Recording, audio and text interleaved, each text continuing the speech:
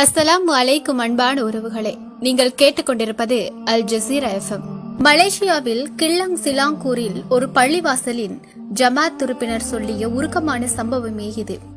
கிள்ளாங் சிலாங்கூரில் உள்ள ஒரு பள்ளிவாசலில் ஹுசைன் என்ற ஒரு மனநிலை பாதிக்கப்பட்ட ஒருவர் இருந்தார். சில நாட்களாக அவர் இல்லாமல் பள்ளிவாசலிலும் ஒருவித அமைதியாக இருக்கிறது. ஏனென்றால் ஹுசைன் என்பவர் தொழுகை நேரத்தில் இப்படி சத்தமாக சொல்வாராம், நான் தான் பைத்தியமாச்சே, அல்லாஹு தாலா சொல்லி இருக்கான், பைத்தியங்களுக்கு தொழுகை வாஜிபில்லை என்று, நீங்கள் சென்று தொழுவுங்கள் என்பார்.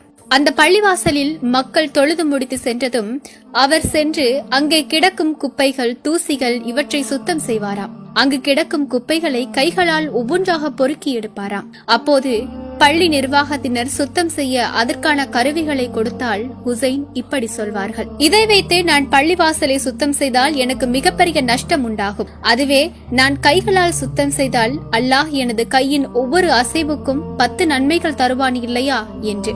இது கேட்ட நிர்வாகத்தினர் வாயடித்து போவார்கள். சில நேரம் பள்ளிவாசலின் வுளு செய்யும் இடம், குளிகள் அறை போன்றவற்றை பல் தேய்க்கும் பிரஷை கொண்டு கழுவுவார்களாம்.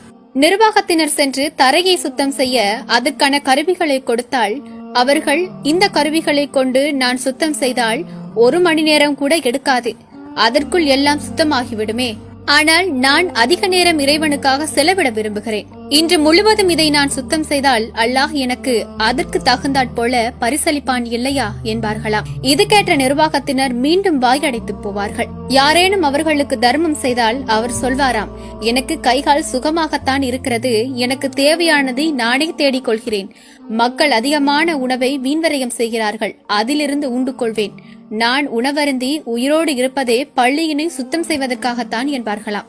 அவர்கள் யாரிடமாவது சென்று சிகரெட் கேட்டால் உடனே அந்த நபர் ஒரு பெட்டி முழுவதையும் கொடுப்பாராம்.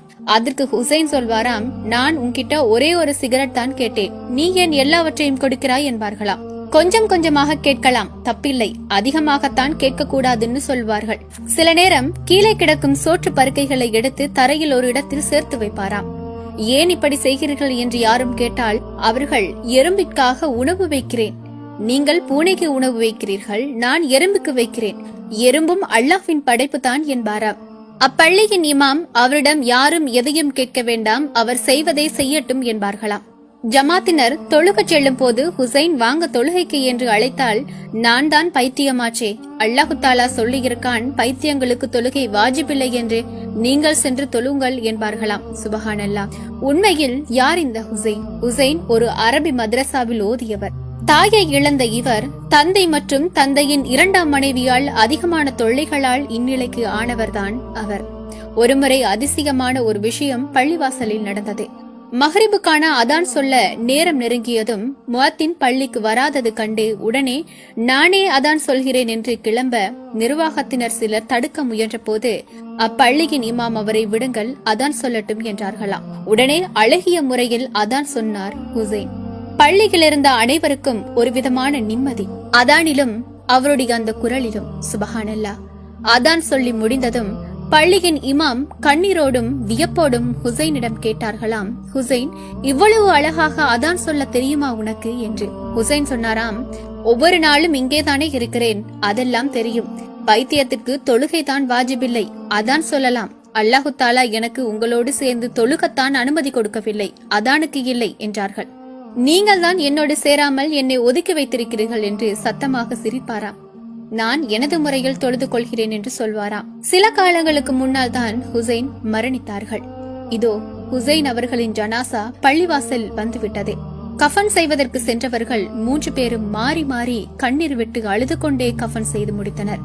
காரணம், ஹுசைன் அவர்களின் முகம் நுரானியத்தாகவும் உடல் முழுக்க நறுமணமாகவும் இருந்தது.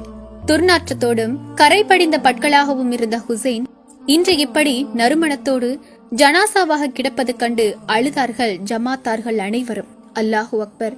ஹுசைன் அவரின் வெளித்தோற்றத்தில் தான் பைத்தியமாக இருந்தார்கள்.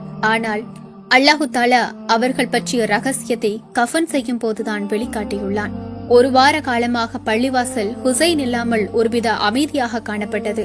ஒவ்வொரு வக்திலும் தொடர்ச்சியாக 1 மாத காலம் ஹுசைன் அவர்களின் பெயர் சொல்லி துவா கேட்கப்பட்டது. துவாவில் ஹுசைனை நினைத்து ஜமாத்தினர் அனைவரும் அழுதனர்.